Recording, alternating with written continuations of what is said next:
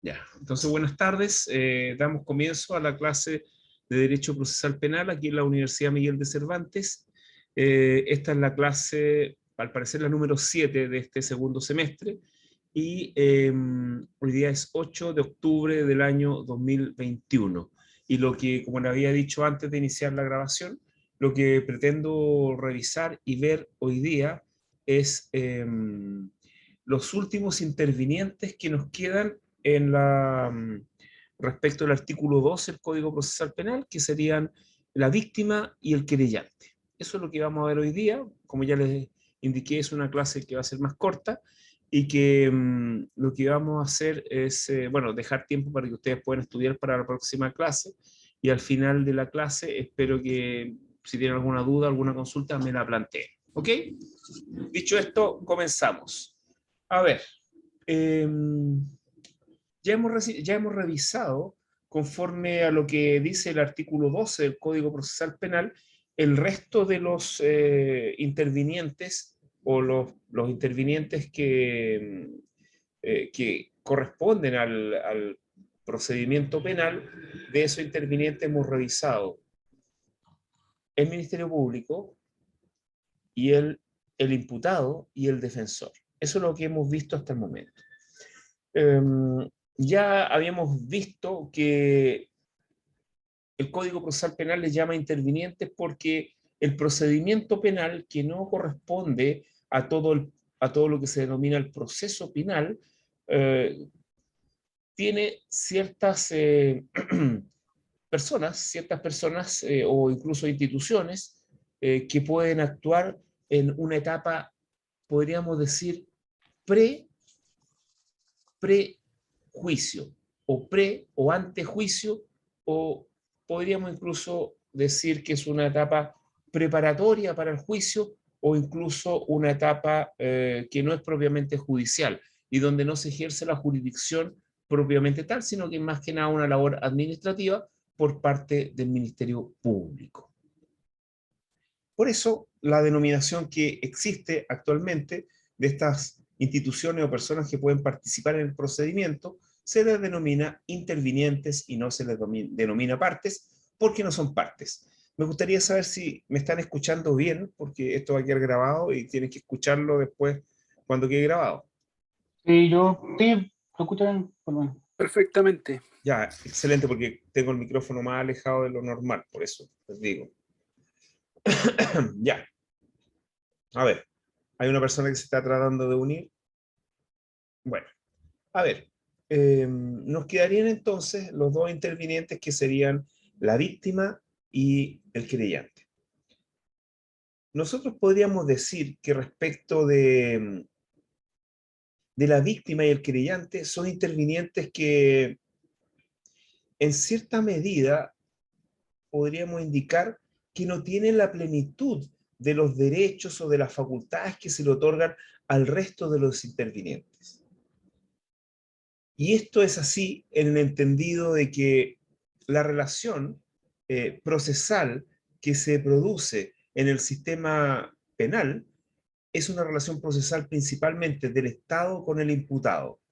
Por lo tanto, va a tener una preeminencia el Estado a través del fiscal adjunto y el imputado a través de su defensor y el imputado a través de los derechos que se le otorgan al imputado, que son irrenunciables, entre ellos el derecho, bueno, algunos son irrenunciables, la mayoría, pero entre ellos el derecho más importante, que sin embargo se puede renunciar, pero bajo ciertas condiciones, el derecho a guardar silencio. Y estamos claros que el derecho más importante, que es la defensa, se encuentra resguardado como irrenunciable. Listo. También en el trabajo, el rol del querellante en el proceso penal, bueno, yo desarrollo alguna idea que tiene que ver con ideas que por lo demás no son nuevas, que son recogidas por algunos juristas extranjeros, en que esta relación que existe entre el Estado y el imputado, en cierta medida deja sin una participación mayor, incluso sin una participación importante, a quien es realmente una parte importante del proceso penal, que es la víctima. que es aquella persona que sufre las consecuencias directas de la actuación del imputado, para no decir delincuente, porque no todos los imputados son delincuentes. De hecho, la denominación correcta es imputado. Voy a hacer un alto acá porque tengo un problema con el parlante, entonces voy a paralizar la grabación y vamos a continuar de inmediato. Esperen un poquito. A ver.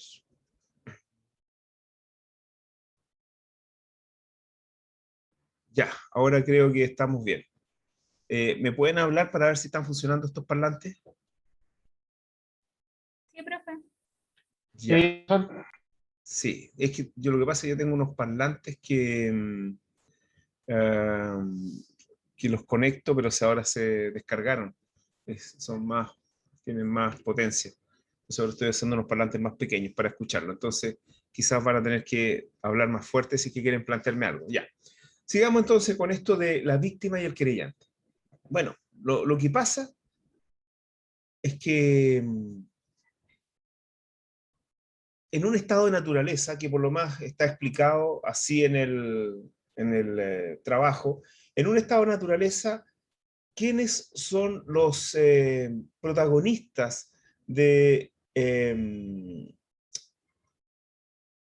podríamos decir, del proceso penal? Incluso sin hablar de proceso, del conflicto penal. los individuos. Las personas que están en conflicto, es decir, el imputado y la víctima. Esos son los participantes.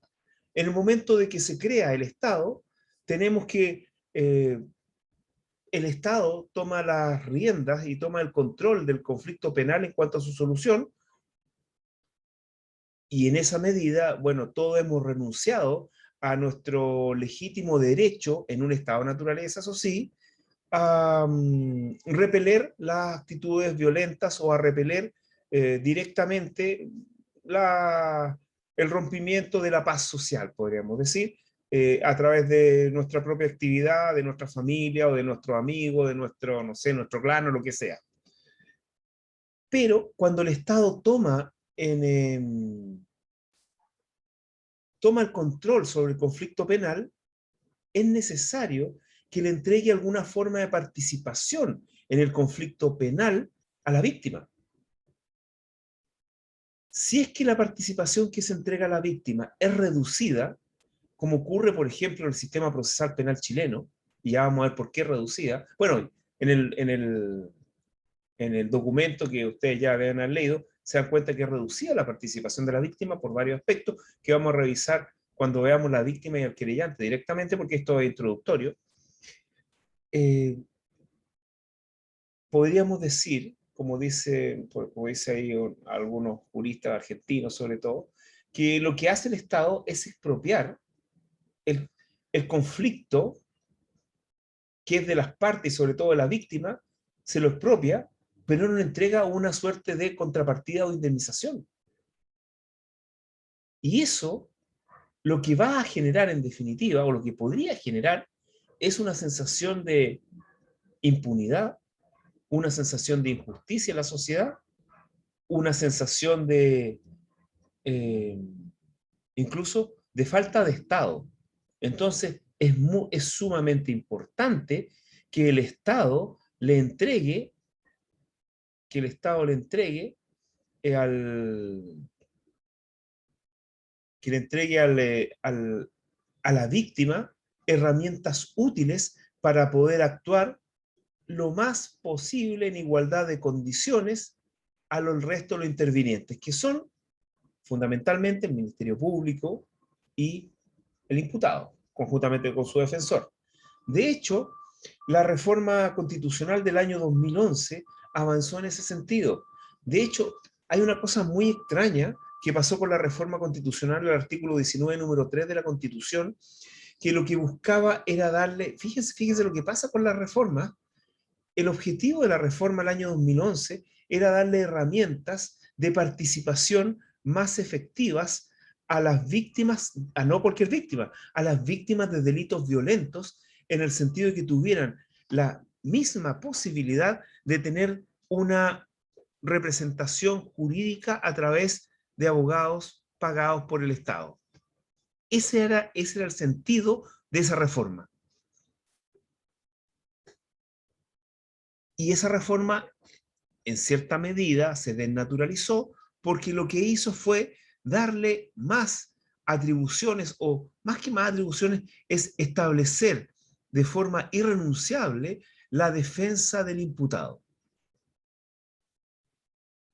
Se estableció la defensa irrenunciable del imputado, lo que generó múltiples problemas, sobre todo a la hora de declarar sin el defensor, porque el imputado, cuando se aplicó esta reforma constitucional sin modificar el derecho a guardar silencio, se creó muchos problemas de prueba ilícita, es decir, de prueba obtenida violando garantías constitucionales respecto de declaraciones de imputados que no contaban con asesoría jurídica en ese momento y que declaraban ante la policía. Generó múltiples problemas.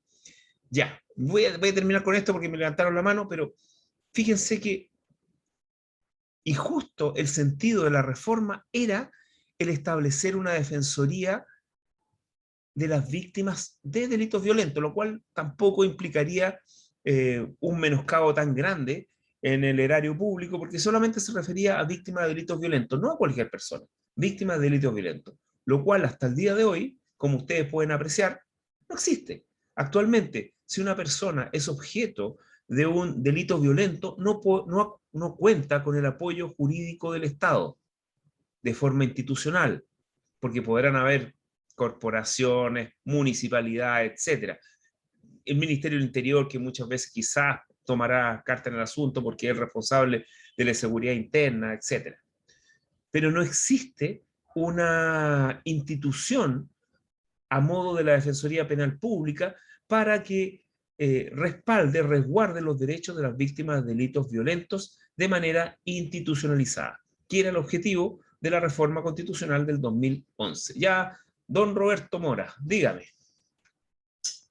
Buenas tardes. Consulta, en ese sentido, no teniendo la víctima una defensa o un real derecho frente a sentirse resarcido de la situación, si la persona que es víctima se siente, por ejemplo, que la fiscalía llegara a un acuerdo de un juicio abreviado o de cualquier otro tipo, ¿podría la fiscalía tener responsabilidad civil o administrativa frente a estas situaciones donde pudiera la víctima poder hacer algo? Muy buena pregunta. Le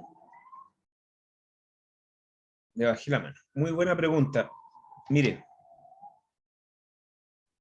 realmente la responsabilidad del Ministerio Público Civil es muy acotada. Si usted revisa el artículo 4 de la ley orgánica del Ministerio Público, solamente va a proceder esta responsabilidad cuando se trate de una actuación injustificadamente errónea o arbitraria, es decir, algo casi imposible. Tiene el mismo estándar que el error judicial. Es muy difícil. Y yendo a la responsabilidad administrativa, también es difícil, porque si usted entra a la Constitución, en el artículo 83, inciso primero, la parte final del inciso primero, y entra también a la ley orgánica y el artículo 6 del Código Procesal Penal, usted va a poder constatar que el Ministerio Público no representa los intereses de la víctima. Debe proteger a víctimas y testigos, debe promover acuerdos reparatorios, es decir, acuerdos resarcitorios, económicos, pero su principal función es la persecución penal. Su principal función es el establecer directrices de política criminal, pero no su principal directriz es proteger los derechos de la víctima. No. Entonces, es muy difícil que frente a actuaciones que técnicamente corresponden a actuaciones de política criminal, el Ministerio Público sea responsable. Es muy difícil, es extremadamente difícil, porque la actuación debiera ser injustificadamente errónea o arbitraria, es decir, estamos en el campo de la arbitrariedad. Casi imposible, diríamos, porque generalmente, y como aparece en el apunte también en el trabajo, el Ministerio Público entiende también, desde la óptica de la aplicación del derecho penal, que la aplicación del derecho penal es una máxima, perdón, es una actuación máxima en la actividad de los seres humanos, en la libertad de los seres humanos, como reglas también de control social, es una actuación tan inmensa, tan poderosa, que debe ser aplicada solamente en casos extremos. Como dicen por ahí, última ratio. ¿Qué significa esto? Que si hay otras vías idóneas para resarcir a la víctima o para restablecer el derecho, deben preferirse esas vías, como por ejemplo la vía civil. La vía civil es la idónea para resarcir, por ejemplo, si queremos resarcir los perjuicios, la vía idónea, el Ministerio Público nos va a decir que la vía idónea va a ser un tribunal civil. De hecho, si ustedes revisan el Código Procesal Penal, se van a dar cuenta que en los procedimientos especiales no cabe la acción civil. Y también, como revisamos hace unas clases, solamente podemos demandar al imputado directamente en el proceso penal cuando se trata del juicio ordinario, solamente en el juicio ordinario. Y también sabemos que el juicio ordinario es de aplicación bastante restringida, porque corresponde a los delitos más graves. Entonces tenemos que, por ejemplo, la acción resarcitoria, la indemnizatoria, etcétera, la restitutoria, todo esto realmente no cabe dentro de la función del Ministerio Público. El Ministerio Público representa los intereses del Estado, el interés público. Eso hay que metérselo bien en la cabeza. Ahora, si es que existiera una institución estatal que prestara asesoría gratuita, obviamente, para quien no pudiera procurársela por sí mismo, estos abogados, este servicio le diría esto que yo le estoy diciendo a las víctimas y se darían cuenta que el sistema está diseñado así. Y implicaría que no se vería esta sensación de impunidad, de injusticia, de la llamada puerta giratoria, etc. Es cosa de explicarlo. No sé si quedó contestada la pregunta. Sí, totalmente. ¿Sí? Ya. Miren, como anécdota, yo les puedo decir que esto mismo que yo lo estoy contando, pero de forma más, quizás más fuerte, fue explicada a un cliente mío por un fiscal que está investigando su caso. Les dijo, mire, el sistema penal sirve para esto. No crea que aquí usted va a obtener una indemnización. No. Para eso sus abogados van a tener que ir a otra instancia, a otro lugar. ¿Ven? Eso. Así que así está hecho el sistema. Ahora, ya hemos hablado de la génesis del sistema. Hemos dicho que el sistema está hecho así porque tiene una gran influencia de los problemas que tenía el sistema antiguo. Y uno de los problemas que tenía el sistema antiguo es que al introducir de manera poderosa el resarcimiento civil en el procedimiento penal, creaba una dilación o demora, podríamos decir, injustificada en algunos procesos. Bueno, realmente en todo, pues si se demoraban algunos, los otros también se tenían que demorar. Pero realmente era una herramienta, podríamos decir que era una herramienta más completa en el sistema penal antiguo. Era una herramienta más completa para restablecer el derecho, de quebrantamiento del derecho. Bueno, la introducción ha salido un poquito larga, así que vamos a la víctima y al querellante. A ver, podemos encontrar, fíjense, yo no sé, a veces pienso que la importancia que se le da a una institución está dada por la regulación que tienen las leyes. No sé si ustedes piensan lo mismo. Por ejemplo, si ustedes revisan el Código de Procedimiento Civil y revisan el recurso de reposición, pareciera que el legislador no creyó mucho en el recurso de reposición, encontró que era un recurso realmente marginal, un recurso que no iba a servir mucho, solamente iba a servir frente a errores garrafales para no tener que ir a un tribunal superior, etc. Y por eso el recurso de reposición en el Código de Procedimiento Civil está regulado ustedes ya pasaron, recurso está regulado en un solo artículo, en el 181. Quizás lo mismo podríamos decir respecto de la víctima. La víctima se encuentra regulada en dos artículos, en el 108 y en el 109 del Código Procesal Penal. dos artículos para reglamentar a un interviniente completo, un interviniente que quizás desde mi perspectiva es uno de los intervinientes más importantes. O sea, realmente todos los intervinientes son importantes, pero la tríada de intervinientes importantes serían el Estado, a través del Ministerio Público, el imputado y la víctima. Ahí está. Eso es, esos son los intervinientes importantes, porque realmente el defensor, bueno, es una prolongación del imputado y el querellante también es una prolongación de la víctima. Bueno, pero en el sentido de esta característica tan estatizada y tan, podríamos decir, quizás que el Estado se ha involucrado de manera tan férrea en el proceso penal, tenemos que la víctima y el querellante tienen una participación realmente restringida. Bueno, si ustedes revisan los artículos, el 108 y el 109, principalmente la regulación que tiene la víctima es quién es la víctima, quiénes representan a la víctima en caso de que la víctima no pueda actuar por sí misma, y los derechos de la víctima. Esa es la estructura de la víctima en el proceso penal chileno. Y son dos artículos solamente, por lo cual, con lo que dije al principio, pareciera que no fuera un interviniente de mucha importancia. Bueno, dicho esto, no sé si tienen alguna duda hasta el momento. Alguien levantó la mano. Rolando Reyes levantó la mano. Profesor, buenas tardes. Buenas tardes. ¿Podría hablar un poco más fuerte porque tuve que cambiar los parlantes y ahora escucho bien débil?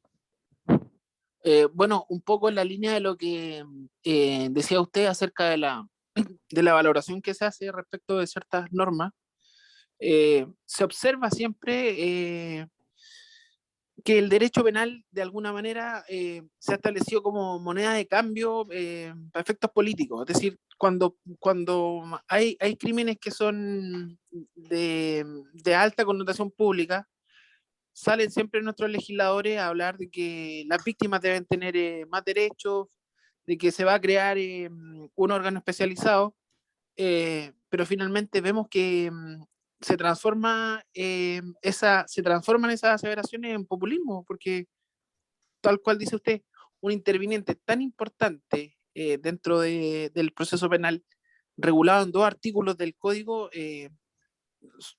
suena hasta algo irrisorio.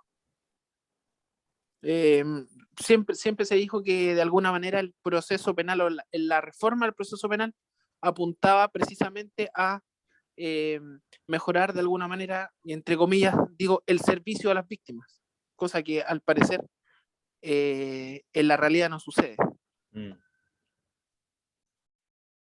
Ya, eso es. Eso, profesor. Ya. Interesante lo que dice usted, porque, a ver, deje bajar la mano porque no, bajar mano, ahí está. Interesante porque fíjense que no sé si ustedes se acuerdan de un presidente de Francia de apellido Sarkozy. Sí. Ya. Ese presidente tenía como eslogan, tenía varios eslóganes, pero uno de los eslóganes más, bueno, esto es política, si la política tiene que entrar de manera, digamos, bastante burda. Uno de los eslóganes era: nos han hecho creer que el imputado, o que el delincuente, el de haber dicho delincuente, es más importante que la víctima. Esto es una discusión política. Realmente los que ejercen el poder tienen que tomar la decisión. Para eso están, para tomar la decisión. ¿Dónde? Hay un candidato que dice lo mismo, profesor. Ahora. Bueno, seguramente. ¿Dónde ponemos el énfasis? Es el asunto. ¿Dónde ponemos el énfasis? Ahora, yo creo que el énfasis en la reforma procesal penal obviamente está puesta en la defensa del imputado, obviamente, porque un Estado de derecho y un Estado democrático no puede tener un proceso en donde el imputado no tenga plenas garantías de defensa. Yo creo que no va por el lado de recortar los derechos del imputado, yo creo que va por el lado de darle más derecho a la víctima. ¿Sí? Es muy sencillo. Yo hace 10 años que vengo diciendo, claro que no está grabado, eso sí, pero yo creo que algunos alumnos de hace 10 años se van a acordar que yo vengo diciendo que la pata coja, que esto es como una mesa de tres patas, y la pata que tiene que ver con la víctima está coja, está más corta, no tiene el grado de robustez de recursos que tienen los otros pilares del sistema procesal penal. Y yo creo que quizás lo podrían hacer incluso hasta más legítimo el sistema procesal penal si se le diera si se le diera más derechos a las víctimas. Y miren, ni siquiera estoy hablando de más derechos. Estoy hablando solamente de establecer lo que está actualmente en la Constitución, de implementar lo que está en la Constitución. Ni siquiera estoy hablando de que, por ejemplo, que el querellante pudiera perseguir en un juicio sin la intervención del Ministerio Público a cualquier imputado. Cosa que no ocurre actualmente. Actualmente ustedes tienen que saber que el Ministerio Público decide qué imputado va a juicio. No sé si ustedes lo saben, pero el Ministerio Público decide qué imputado va a juicio. ¿Cómo lo decide? Formalizándolo. Si el Ministerio Público no formaliza a un imputado, posteriormente no es posible ejercer el derecho del querellante que se denomina el forzamiento de la acusación. No se puede forzar la acusación si no hay un imputado formalizado. Cosa que desde cierta perspectiva es ridículo. Es ridículo porque es ridículo que el Ministerio Público formalice a un imputado y después no lo persiga acusándolo. Es realmente ridículo. O sea, debió haber pasado una cosa realmente extrema para no acusar a un imputado formalizado. Alguien levantó la mano. Le voy a dar a don Franco, que primero, diga. Profesor, respecto a lo mismo que usted está diciendo, yo en el año 2016 o 2015, ya no me acuerdo, o 2017, ya no, pero fue mi último año cuando estuve en la universidad, antes de tener que volver ahora para el tema del grado. Hice unos seminarios que uno hacía, que lo hice en la municipalidad de Pudahuel. ¿Ya? Y lo hice, que estaba a cargo un profesor de la universidad, que, ya no, que ahora creo que es notario. No sé, bueno. Y lo hice en la parte penal. ¿Ya? Y precisamente la abogada que me tocó, que era mi tutora, no sé cómo llamarlo, me mandó a la Fiscalía Sur, la que está aquí, la de Pudahuel, ¿Ya? precisamente para aportar nuevos datos a una investigación. Entonces yo tenía que ir a hablar con el abogado del fiscal, en el fondo, y era respecto a todo eso, era respecto a un asesinato, de un homicidio.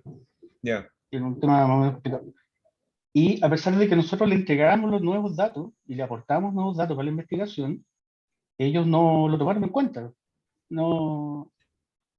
De hecho, la investigación estaba en eso, o sea, estaba en eso, estaba en la investigación. No había formalizado, no había imputado, no había nada. Nada. ¿Y al final hubo imputado y hubo formalizado? Mire, en los 6 meses que estuve ahí, no.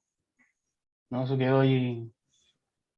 Fue una persona que encontraron muerta en un hotel. Encontraron ahorcado, no sé. Acá en el centro. Pero estaba, ¿qué? ¿Ahorcado? Claro. Bueno, Entonces, pero claro. eso puede haber sido un suicidio. Sí, claro, pero la tesis de nosotros, o la de la abogada de la corporación de la municipalidad como querellante, era que no era homicidio. O sea, que no era suicidio. Ya. Entonces, ahí estaba el tema de que en el fondo el fiscal no tomaba mucho en cuenta lo que decía el querellante, a pesar de que nosotros podríamos entregarle o proporcionarle más pruebas para que pudiera avanzar en la investigación. Claro. O todo esto. Sí, ocurre a veces que, bueno, ocurre la mayoría de las veces que los fiscales cuando toman sus decisiones tienen más información que el querellante. Profesor, y respecto a esto, y haciendo el enlace, disculpe, y no, al paper que hizo usted en la página 11 cuando habla de las políticas criminales del Ministerio Público, respecto al control de ella, acá dice que hay un comportamiento que linda con lo delictivo de las autoridades del Ministerio Público. No entendí eso, ¿por qué linda con lo delictivo? A ver, a ver, voy a revisarlo, porque sabe que ellos son fuertes declaraciones. Está Encuentro que son acá, fuertes declaraciones. A de la ver, está Fiscalía grabado, Nacional profe, ¿eh? No, no, yo creo que me citaron de manera eh, pero fuera de no, no, contexto. Pero no, a no, ver, no, no, no, no, a ver, pero ¿cómo? A ver, página voy a 11 revisar, a ver. Deje revisar, a ver. El rol del creyente, acá está, en la página 11 página 11. Vamos a revisar al tiro. Bien. o sea, mire, Puta, y no le con lo que puse. estamos Aquí están las páginas, sí, ya. A ver, vamos a revisar. A ver, ¿a qué nos referimos con eso? 9, 11. 11, ya. ¿En qué párrafo de la en página? el primer párrafo donde dice acá claramente, el Ministerio Público como ente autónomo realiza sus propias políticas criminales sin que los ciudadanos Estoy podamos en la controlar página sus 11, criterios. pero no. Yo les pasé uno que estaba en PDF. La verdad, no sé si lo descargué de la página, profesor. Entonces ya, vamos. Entonces, es que estaba en el Word. A ver, vamos a revisar esto. Ya, mira, pero en el punto 7 No, donde no, pero dice es que rol es del muy que... importante lo que usted me está diciendo, porque yo ¿no? creo que está fuera de contexto. A ver, vamos a revisar artículo 7. 7. Ya, 7. 7 empieza. En cuanto a la igualdad, los intervinientes parecieran abstractos si le diéramos un vistazo rápido. No, dice punto 7 rol del querellante del proceso penal. Pero la página 7 o el punto 7. No, página 11 Página del que tengo 11. yo. Página 11, ya. Oiga, pero Mm, no es que yo lo esté sacando de contexto, ¿eh? no, No, es no que es la deje ver lo intención. que estoy, a lo mejor, a Sí, ver. está bien. Pero ¿dónde? El rol del querellante en el proceso penal fortalece el objetivo del proceso Eso, en este sí, caso penal, dando fuerza al proceso como una forma de solución de conflictos, equilibrando la balanza en este. Eso. claro, Ya, y en este claro. sentido hay que claramente la implementación de políticas públicas a través de dos instituciones muy poderosas que interactúan diariamente los tribunales, los tribunales de garantía y de justicia, como son el Ministerio Público y la Defensoría, sin tener una estadística al respecto, deben presentar a la mayoría de imputados en el sistema penal. Acá claramente el Ministerio Público, como ente autónomo, realiza sus propias políticas criminales sin que los ciudadanos puedan controlar sus criterios. El control constitucional obviamente gira en torno a un eje diferente, más bien un comportamiento, más bien. Sí, pues claro, pues el rol constitucional obviamente gira en torno a un eje diferente. El control constitucional, más bien, comportamiento. Sí, que efectivamente, sí, sí. Lo que pasa, esto quiere decir, ya, Eso es lo que no entiendo. pero me sacó de contexto porque No, no, no era mi intención, eso es lo que tenía voy que yo. haber leído todo para abajo. Lo que quiere decir es que para que estemos frente a una responsabilidad política en cuanto al control político de las autoridades políticas del Ministerio Público, incluso incluso hasta el fiscal adjunto, poco más estas personas, estas, eh, estas autoridades deberían estar cometiendo un delito. El control es tan Ah, así, es tan extenso, mejor dicho, tan limitado, poco más poco más estamos lindando con que los fiscales tuvieran que cometer delitos para que sean responsables por sus actos. perfecto. Eso es, Sí, sí. eso es, poco más cometer delitos penales, ¿no? Tiene que ser una conducta demasiado extrema como para que haya un control ciudadano por parte de cualquier persona, incluso por parte de las autoridades políticas. ¿No? Esa es la situación. Esa es la situación, más que nada. Eso es para aclarar, yo no lo quería sacar de contexto ni nada, No, que solamente me apareció había... fuerte, o sea, realmente aparecía fuerte. ¿Ah? Sí, no, pero no... Eso. No, está bien. Claro. Bueno, y ahí hablo también, bueno, después vamos a hablar de eso, porque eso es muy importante, porque al final uno podría ver que la política criminal la hacen entre el Ministerio Público y la Defensoría Penal Pública. Entre ellos, en cierta medida, viéndose todos los días, conversando, etcétera, determinan qué juicios van a llevar, o mejor, perdón, qué imputados o qué casos van a llevar a juicio o no. ¿Mm? Es interesante. Y aquí el creyente tendría una labor destacada de control. A veces el querellante controla todo esto. Ya. Ya. Bueno, bien, pero sigamos con lo que tenemos que hacer porque hemos hecho mucho comentario y mucha introducción. A ver. Lo primero, artículo 108, ¿quién es la víctima? La víctima es aquel interviniente que ha sido dañado, perjudicado directamente con la acción delictiva, con el hecho que reviste carácter de delito, con el delito propiamente tal. ¿Qué quiero decir con esto? Con esto quiero decir que la víctima es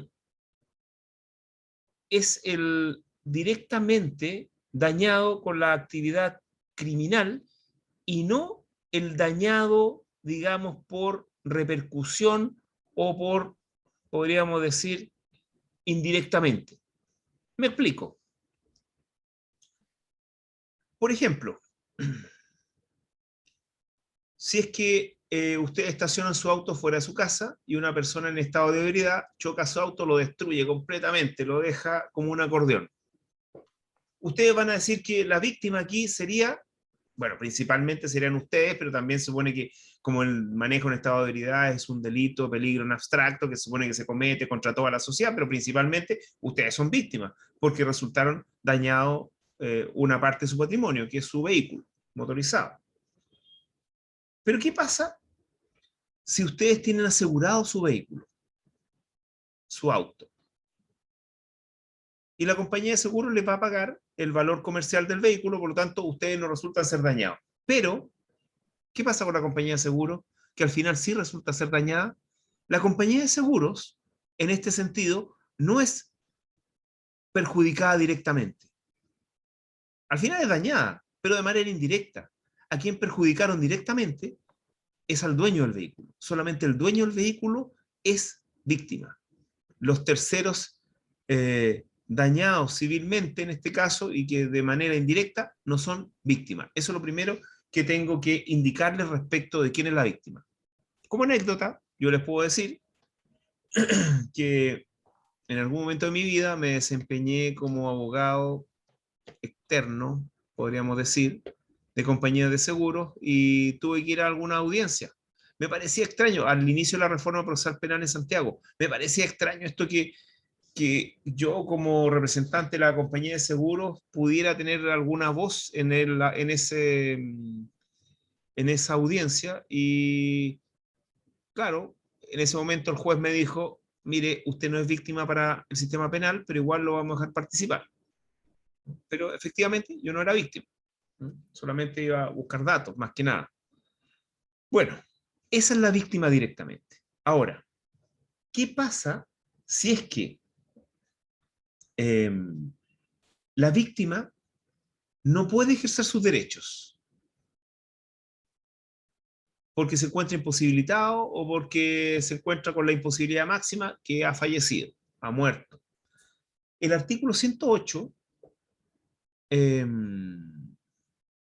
inciso segundo del Código Procesal Penal, establece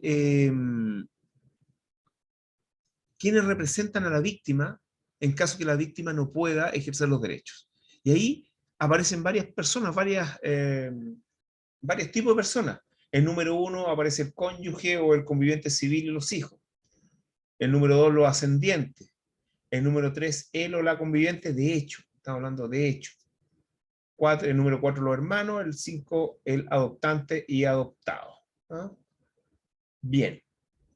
Ese es un orden de prelación. ¿Qué significa esto? Que los que están en grado superior excluyen a los que están en grado inferior. No sé si ustedes se acuerdan de un accidente de tránsito muy bullado del hijo de un político importante en Chile hace varios años y que se vio involucrado en una investigación criminal que llegó a juicio. ¿Se acuerdan? Sí, profesor. Mire, en ese caso, el abogado del imputado actuó de manera bastante astuta, podríamos decir, bastante conociendo el sistema procesal penal, porque él tenía encima a los abogados, al abogado que representaba a los hijos. Parece que era el abogado Bulnes. Sí, sí, él representaba a los abogados, no, a los abogados de los padres, representaba al abogado de los padres. ¿Y qué hizo la defensa del imputado? La defensa del imputado, casi al cerrar la investigación, llegó a un acuerdo con la familia, hizo que, bueno, se querelló la mujer, la cónyuge, que realmente no veía a la víctima, no la veía hace muchos años, creo, que no tenía ninguna relación ya, pero, pero se llegó a un acuerdo con la víctima, perdón, con la cónyuge, y sacó, y bueno, se querellaron, con lo cual salieron los padres, llegaron a un acuerdo y quedó ese juicio sin querellante. Porque ustedes saben, bueno, han de saber que la querella se puede presentar hasta que esté vigente la investigación. Una vez cerrada la investigación, no hay posibilidad de querella, de querellante. Entonces, usaron este artículo 108, inciso segundo, y quedó ese juicio sin querellante. Es importante quedar sin querellante porque el querellante muchas veces en algunos juicios, en algunas investigaciones, son los que más aportan antecedentes de importancia en la investigación, sobre todo en casos que no son tan, podríamos decir, de tanta connotación pública. Entonces, es muy importante el querellante en ese aspecto. Ya. Entonces, quedamos claros con eso. ¿Alguna duda con el artículo 108? Tiene esas dos normas, entonces. ¿Quién es la víctima y quién reemplaza a la víctima en caso de que la víctima no pueda ejercer sus derechos? ¿No? Ya. Después viene el artículo 109. Y en el artículo 109, si ustedes revisan el rol del querellante en el proceso penal, se señala que todos los derechos que tiene la víctima no pueden ser ejercidas sin una asesoría jurídica, sin abogado, sin letrado. No se puede. Y ustedes pueden revisar el catálogo. No se puede. Ninguna. De buena manera, no se puede. Y si quieren, revisamos el catálogo. Solicitar medida de protección ante amenaza y hostigamiento. ¿Qué significa eso? Si uno cuenta con la asesoría jurídica, no pueden pedir cosas que no conocen. Presentar querella, ¿para qué decir? La querella debe ir patrocinada por abogado habilitado. Ejercer en contra del imputado la acción es tendiente a perseguir responsabilidades penales y civiles. Sin abogado no se puede. Ser oída por el fiscal. ¿Qué va a escuchar el fiscal si la persona es lega? ¿Va a activar la investigación? ¿Va a aportar antecedentes? Como mucho puede aportar antecedentes. Ser oída por el juez, eso es más dramático todavía, porque cuando es oída por el juez en una audiencia, y una audiencia que está llena de abogados, el juez es abogado, el defensor es abogado, el fiscal es abogado, entonces realmente no es una situación, podríamos decir, agradable para una persona. Imagínense, una persona que concurre a esta audiencia y encuentra que no lo escuchan o encuentran que el fiscal, el defensor y el juez hablan en lenguaje técnico. ¿Qué va a pensar? ¿Ven? Bueno, impugnar el sometimiento definitivo y temporal, o sea, eso es, ¿para qué decir? Si no...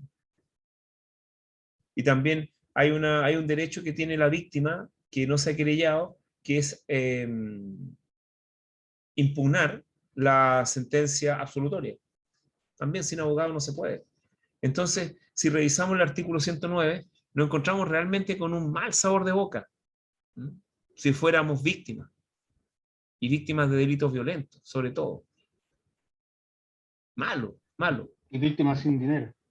Claro, víctimas sin dinero. Incluso, bueno, sí, víctimas sin dinero, porque por último, una víctima con recursos, aunque no obtenga nada, por lo menos va a pensar que lo intentó y su abogado le va a explicar por qué las cosas no resultaron. Y va a quedar, me imagino, un poco más tranquila que una persona sin recursos. ¿Mm? Ya. ¿Alguna duda respecto a la víctima? ¿No dan ganas de ser víctima o víctima? Así no dan ganas. No, de hecho es desolador Justamente, es el desolador. paisaje. Es desolador, sí, es desolador. ¿Mm? pero ese es el sistema. ¿Mm?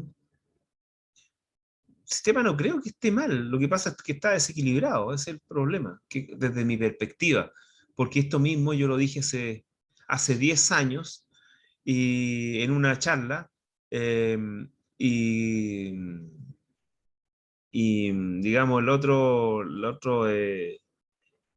interviniente, que tenía un cargo judicial, pensó que yo estaba hablando algo que era totalmente impropio, fuera de todo canon, fuera de, como que fuera de otro planeta, ¿no?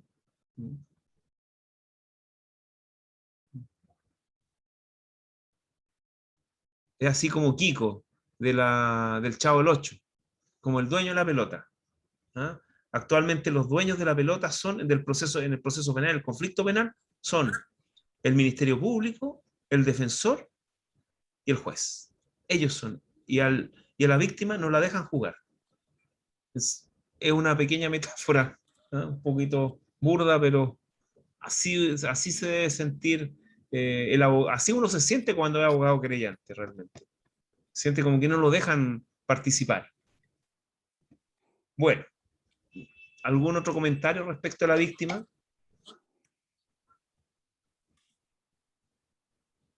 Pasemos al querellante. Voy a decir 2 o 3 cosas al querellante y después vamos a conversar porque no creo que terminemos ya en esta clase de analizar al querellante, porque tenemos muchas cosas que decir respecto al querellante, pero les voy a decir lo primero. Bueno, esto está en el artículo 111 del Código Procesal Penal, y siguientes. Si ustedes se dan cuenta, tiene una regulación bastante orgánica y bastante, podríamos decir, frondosa al lado de la víctima. Es decir, lo peor que le puede pasar a uno en el proceso penal es ser víctima y no tener los recursos para convertirse en querellante. Realmente. Bueno, alejado la situación de lo que es ser imputado, pero por lo menos si se es imputado, por lo menos vamos a tener la tranquilidad que vamos a tener todos nuestros derechos y garantías resguardados. Y todos los van a querer resguardar. Desde el fiscal, porque el fiscal no se va a querer salir de la ley, el juez de garantía que está para eso, y el defensor que también está para eso. Bueno, ¿quién es el querellante? El querellante es la víctima. Podríamos decir la supervíctima, en el sentido de que es la víctima que ejerce la acción penal, la víctima que es representada por un abogado habilitado para el ejercicio de la profesión y ejerce esta acción penal a través de un documento formal, un escrito denominado querella. Eso es querella. Y con la posibilidad potencial de convertirse en parte cuando se abra el proceso penal. Eso es bastante importante. La víctima jamás va a ser parte en el proceso penal, pero sí el querellante puede ser parte en el proceso penal, y digo puede ser parte porque puede ser que no exista proceso penal, porque esto depende del fiscal. Entonces, es la víctima, su representante legal o su heredero testamentario. Ese es el querellante. Bueno, ahora, de todas formas, hay situaciones especiales de querellante, como ustedes han podido ver en el documento que me imagino que ya analizaron, que es que existe una suerte de acciones populares respecto de ciertos delitos, como los delitos contra la probidad pública o los delitos terroristas, o, en donde cualquier persona se podría querellar. Y también se pueden querellar aquellas instituciones que tengan en su ley orgánica establecida la posibilidad de querellarse, como por ejemplo el Sename respecto a los menores, que estén a su cuidado. Ahora, el querellante tiene preeminencia respecto a la acción penal privada. En la acción penal privada solamente actúa como acusador, podríamos decir, actúa el querellante, es decir, la víctima que se querella. Estos delitos de acción penal privada son principalmente la injuria, la calumnia y ciertos delitos de la ley de cheques, que tienen que ver con los giros dolosos de cheque. Oportunidad para presentar querella, ya lo señalé. La querella se puede presentar incluso antes de la investigación, porque la querella puede dar origen a una investigación, y se puede presentar querella hasta el cierre de la investigación. Una vez cerrada la investigación no se puede presentar querella, norma en todo caso similar que tenía al Código de Procedimiento Penal, que nos regía antes, también establecía esas oportunidades. Pero quedemos hasta acá en el documento y respecto del querellante y analicemos el rol del querellante en el proceso penal. A ver, conversemos, no sé, 10, 15 minutos sobre el rol del querellante en el proceso penal. ¿Por qué es importante que exista querellante? A ver. ¿O qué les pareció el documento que me imagino que ya leyeron? ¿Mm? A ver, ¿alguien la va a levantar la mano? ¿O me escribe al chat y lo conversamos? Dígame, don Franco. El documento es, o sea, a mí me gustó por lo menos, pero sí un poco desolador, como ya lo dije, Ese respecto a la documento, víctima. ese documento tiene como 10 años, así que le podemos Pero pegar quizás, un retoque. Y quizás lo que dice, lo que escribí en ese tiempo, es similar a lo que ocurre ahora, o sea, no han habido cambios. es que a eso iba, Mm, profesor. O sea, sí. independiente que hayan pasado 10 años, no ha cambiado mucho la cosa. No ha cambiado. Y respecto al rol del querellante, claro, da la sensación que existe una desidia del Ministerio Público para con la figura del querellante. Y creo que lo hemos visto también en casos de connotación pública. Por ejemplo, el caso del niño Martín, ¿no? ¿Cómo se llama el niño que mataron? Que apareció muerto, perdón. El que se perdió, Ah, se supone que se perdió. Tomás, Tomás. claro. Mm, Que a pesar que el querellante insistía en una tesis, eh, la fiscalía fue por su propio lado. Bueno, ya sabemos que al final se removió el fiscal y todo el tema. mm. Entonces, mm, Otra actuación que puede hacer el querellante, pedir la remoción del fiscal cuando el fiscal en cierta medida está prejuzgado. ¿Ah? claro, pero ahí, y haciendo el link con lo que decía el compañero en antes respecto a lo que el sistema actúa como moneda de cambio, claro, también es un poco triste que sea solo en estos casos de connotación pública, de alta connotación pública, porque en los casos que no salen en la tele, eh, el rol del querellante y ser víctima no tiene menos importancia. O sea, porque toda vez que los delitos supongo que no afectan a uno de forma directamente proporcional, no sé si me entiendo. Sí, sí. Eso, El delito que lo afecta a uno es el delito más claro, importante. Pues, sí. claro. Mm. Entonces, Mire, claro, para que venga el Ministerio Público y deseche o desestime, perdón, según sus políticas criminales, como tal parece, en conjunto con la Defensoría, y no toma en cuenta ni a la víctima, ni menos toma en cuenta el querellante. O sea, pero si no toma en cuenta el querellante, menos va a tomar en cuenta la víctima. Entonces, mm. No sé si se acuerdan del caso de la colusión de la farmacia. ujú, Ahí había un acuerdo entre la defensa y el Ministerio Público. Y mediante una suspensión condicional del procedimiento, y que, algunas agrupaciones de consumidores que se querellaron lograron revertir esta situación en la Corte de Apelaciones al apelar de la suspensión condicional. Lo lograron revertir y ahí tienen el rol del querellante. El querellante sirvió como un control. Al final la actuación del querellante resulta ser un control en la actividad del Ministerio Público y de la justicia, digamos, de base del juez de garantía. claro, Es un control. claro. ¿Mm? Eh, ¿Alguna otra acotación?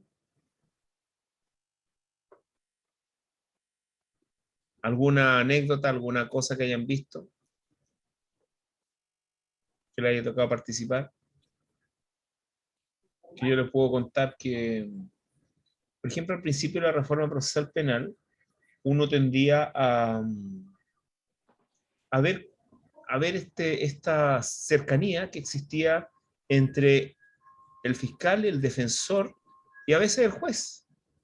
Entonces uno tendía a sentirse menoscabado cuando era defensor privado o cuando actuaba de querellante, sobre todo cuando actuaba de querellante. Generalmente las tesis de uno no eran tomadas en cuenta por, por la fiscalía y por el juzgado de garantía. Tenían como una estructura de ciertas cosas porque las cosas no llegaban a la corte. Era muy difícil que las cosas llegaran a la corte digamos, algunos reclamos llegaran a la Corte, porque la única forma de que llegaran es principalmente a través de las apelaciones o recursos de defensores privados. Entonces, Parece que el defensor privado tuviera más, ¿ah? parece que el defensor privado tuviera más importancia. Sí, ahí es importante tener en el sistema actual, importa, si uno tiene dinero, es importante tener un defensor Mm. privado, porque el defensor privado, los procesos penales son muy dinámicos, entonces muchas veces puede aparecer algo que, que sea importante que llegue rápido a oídos de la fiscalía o del juez de garantía. Hay que ser bastante dinámico en ese aspecto y hay que estar en ese sentido en contacto casi diario con el imputado. Don Roberto levantó la mano. Profe, una consulta.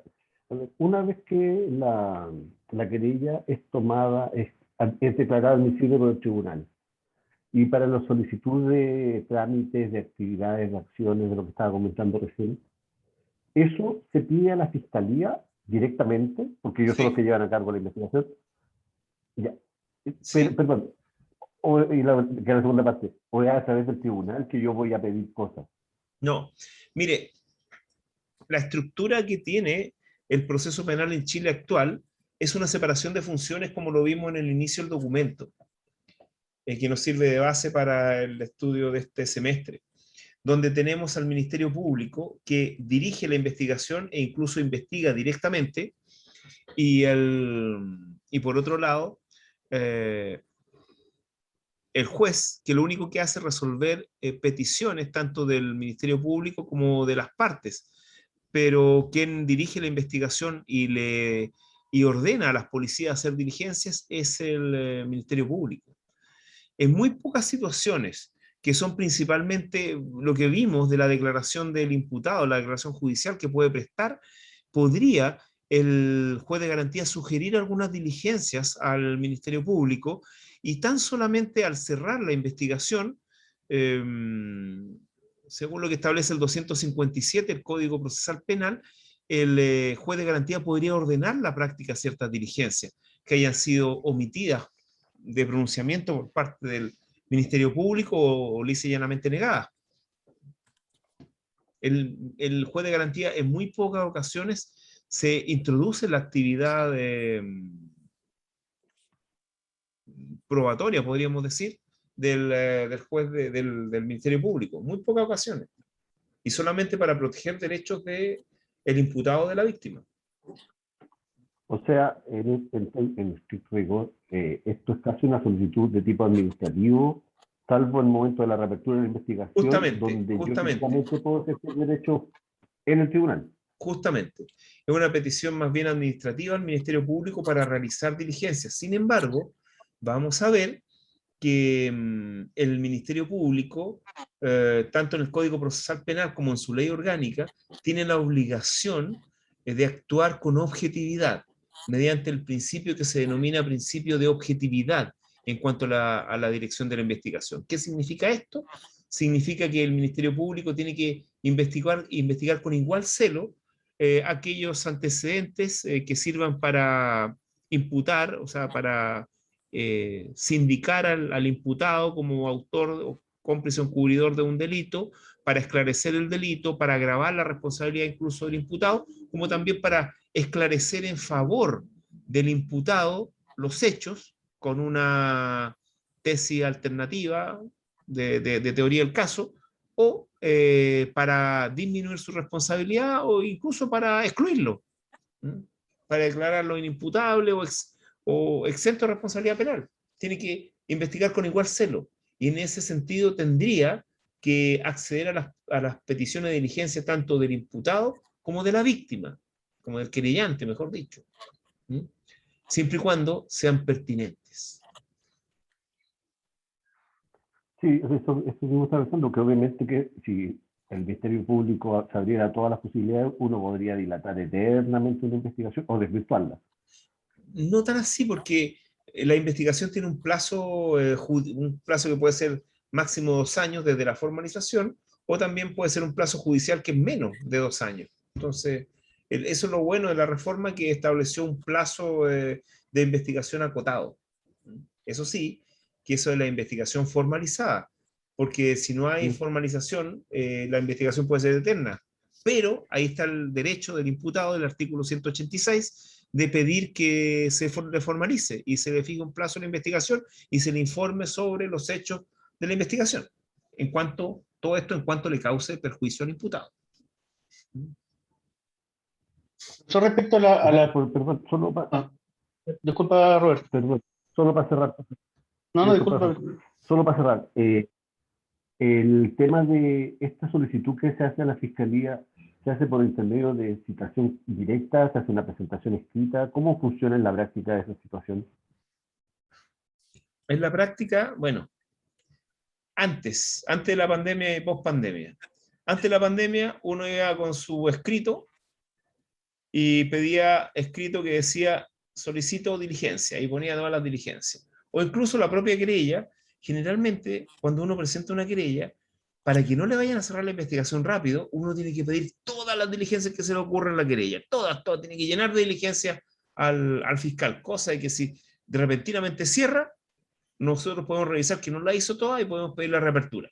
Pero uno puede pedirla, actualmente se pide vía online en la página web del Ministerio Público, y ahí están las peticiones que uno puede hacer, y una vez que se acredita, online también, uno puede hacer las peticiones de diligencia. Y ahí le responden generalmente al correo de uno, al correo electrónico. Y cuando se demora mucho, uno tiene que insistir con la petición. Eso. Y generalmente, cuando uno hace peticiones de diligencias que previamente ha conversado con el fiscal, etcétera, le va bien, sí, le otorgan esa diligencia.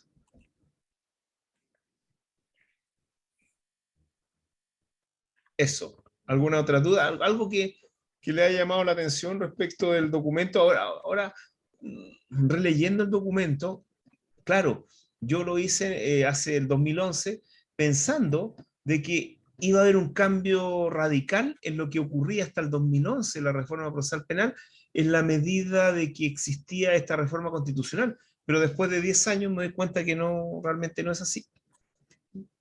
Que todo siguió igual, a pesar de haber una reforma constitucional, que es muy común. Es muy común en los países de tradición continental, que se le entregue toda la constitución o se le entregue una multiplicidad de derechos que realmente no pueden ser ejercidos. Porque para que hayan derechos tiene que haber recursos. Es mejor no ser hipócrita y decir no tenemos los recursos, por lo tanto no establecemos el derecho. Que sería una forma más quizás correcta de plantear un texto constitucional y no meramente aspiracional.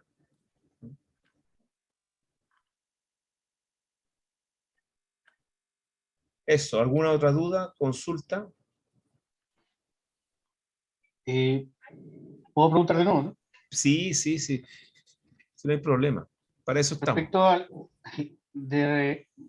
Respecto a uno del rol del querellante cuando habla del control del ministro, el control que puede efectuar el control del Ministerio Público, incluso el tribunal, como rol del querellante. ¿Cómo se ve reflejado eso? Pues, ¿El control del juez de garantía? claro, que pudiera ser eventualmente el querellante. A ver.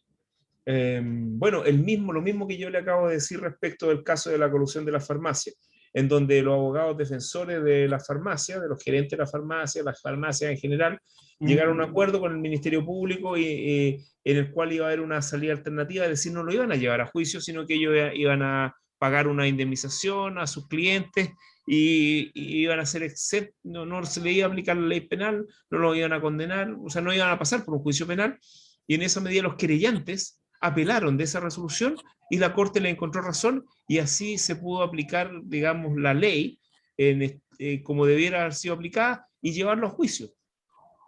Pero y en delito no sé, de baja monta, no sé cómo llamar. ¿También aplica lo mismo? los delitos bagatelarios.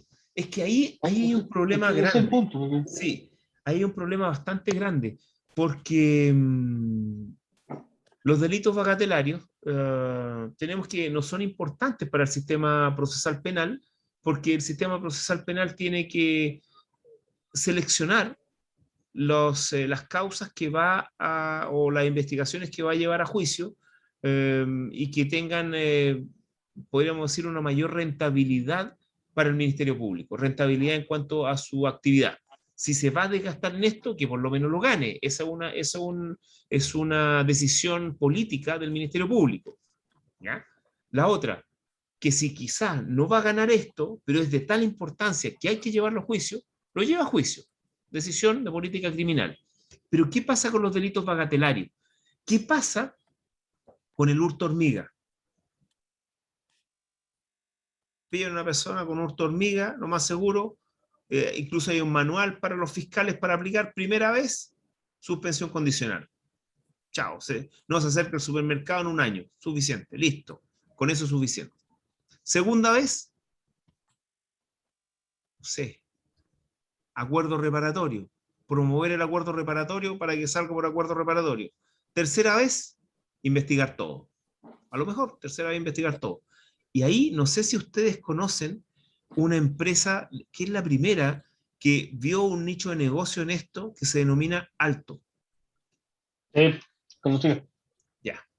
Alto empezó a asesorar a estas personas, a esta entidad del retail que sufría robo hormiga. Entonces, hurto hormiga realmente.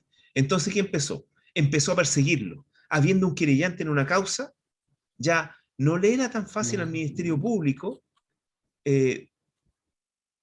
autorizar o promover un acuerdo reparatorio o por ejemplo, promover un acuerdo reparatorio. ¿Por qué? Porque la víctima, que era Alto, decía, no, yo quiero que esta persona la condenen.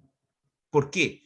Porque si la condenan una vez, si vuelve a cometer el delito, lo más seguro es que quizás tenga una pena de reclusión nocturna. Y quizás la tercera o la cuarta vez que tenga una condena, quizás la quinta vez tenga que cumplir efectivo. Entonces, ya el efecto disuasorio para el retail es bastante alto, teniendo estas legiones de abogados que participaban como querellantes con esta empresa Alto. Sabían que la primera no le iba a pasar nada, la segunda seguramente iban a obtener una condena. ¿Por qué? Porque estaban querellándose. Entonces, sirve querellarse. Aparte sirve por lo que vamos a ver después, y creo que ya lo vimos, porque en el momento que nos querellamos, el Ministerio Público, como actual juez de garantía, dándole tramitación y judicializando la investigación, dándole tramitación a la querella y judicializando la investigación, le quedan cerradas las vías de terminar al inicio la investigación por parte del Ministerio Público, que sería la facultad de no iniciar y el archivo provisional. Entonces, obligamos al Ministerio Público a investigar. Eso es lo bueno de querellarse. Siempre hay que querellarse. O sea, si es que pueden, queréllense. Claro. ¿Mm? Ardua labor, porque hay que luchar contra el Ministerio Público, para la Defensoría. Justamente, ardua labor. Ardua labor, ardua labor, pero una linda labor. Sí. ¿Mm? Por lo que se puede conseguir. Claro. ¿Mm? No, pero voy por el desgaste del fondo, ¿eh? Eso. Mm. Sí. Porque también hay un tema de recursos atrás, pues obviamente el Ministerio Público tiene más recursos, la Defensoría para que también. Claro, pero Entonces, cuando hay querellante, el Ministerio Público tiene que andar con cuidado. Tiene que cumplir bueno. estrictamente con la ley penal. ¿No? Tiene que, la segunda vez, o sea, la segunda vez que existe un hecho, ya no podrá, no será tan fácil conseguir no sé, conseguir alguna cosa que no implique una condena. ¿Mm? Entonces, es complicado, es un control. El querellante se convierte en un control en el sistema, un contrapeso en el sistema procesal penal. Bastante importante e interesante. Bueno, yo creo que vamos a quedar hasta acá porque después vienen cosas bastante técnicas que son los requisitos de la querella. nos vamos a dar cuenta que la querella tiene varios requisitos y es bueno comparar la querella con la demanda. Mira. Vengo de pedir acá porque tengo Es bueno comparar entonces la querella con la demanda. ¿Por qué? Porque nos vamos a dar cuenta que tiene los mismos elementos que la demanda, salvo tres. Hay tres elementos que en que la querella es diferente a la demanda. Y esos elementos son los siguientes. Fíjense. Primer elemento. La querella puede ser presentada sin que conozcamos al imputado. Podemos decir, no sé, el imputado es una persona que le dicen alias tanto, y que sus señas físicas son estas, tanto, color de piel, etcétera, acento, etcétera. O incluso podemos decir, ¿saben? No sabemos quién es el imputado y para eso estamos presentando la querella, para que se sepa. Y la presentamos contra todo aquel que resulte responsable y el Ministerio Público y las policías investigarán. Y uno también puede investigar. Esa es la primera diferencia. La segunda diferencia es que acá no estamos ejerciendo en plenitud la acción penal, porque estamos abriendo la investigación que va a ser la antesala del proceso. Y por lo tanto, lo que vamos a solicitar son diligencias de investigación. Tenemos que solicitar diligencias de investigación para esclarecer los hechos y determinar quizás quiénes son los participantes. Y la tercera cosa es que en la querella lo que importa en demasía y extremadamente son los hechos. Y por eso la descripción que se deben hacer de los hechos va a ser mucho más precisa que la descripción que se va a hacer de los hechos en una demanda. Y eso, con esos tres elementos que ustedes los van a tener presentes, ustedes van a saber qué diferencia hay entre una querella y una demanda y qué es lo que hace tan particular a la querella. ¿Ven? Incluso si ustedes revisan el artículo 113 que contiene el ordenamiento del escrito o lo que debe contener un escrito de querella, ustedes se van a dar cuenta que en los hechos tiene que describirlos con hora, día, no sé si está nublado, o sea, con la mayor cantidad de detalle posible. ¿Por qué? Porque esos hechos van a dar lugar a una investigación. Don Roberto me levantó la mano. Bueno, muchas gracias. Sí, profe, una consulta. En el caso, como usted decía, bien indicaba, la querella se presenta para que se haga la investigación. O se Justamente. puede signar a una persona para... ¿Y qué pasa si en el desarrollo de la investigación el privado, el querellante privado, se da cuenta de que hay más personas involucradas? ¿Puede hacer la ampliación de su querella, de su presentación original, o se mantiene amarrado a lo que hizo? Por supuesto. Recuerde que aquí en la investigación hay un orden consecutivo discrecional. El querellante puede ampliar su querella, puede restringirla, etcétera. De hecho, es muy común que cuando no hay muchos antecedentes, por ejemplo, los delitos que ocurren en una empresa, donde no hay muchos antecedentes respecto de quién habría desfalcado o quién se habría apropiado indebidamente de unos recursos, etcétera, se presenta la querella contra todos los que resulten responsables, porque no se sabe quién es. Entonces, a medida que vaya avanzando la investigación, se abran las cuentas corrientes, quizás se aporte la cuenta corriente, los movimientos de cuenta corriente de la propia empresa, se cite a declarar a ciertos testigos y pasen ciertas cosas, ya sabemos quién pudo haber participado y se amplía la querella. Entonces, no tenemos una querella que en cierta medida se puede convertir en calumniosa, porque ya hay suficientes antecedentes para fundarla.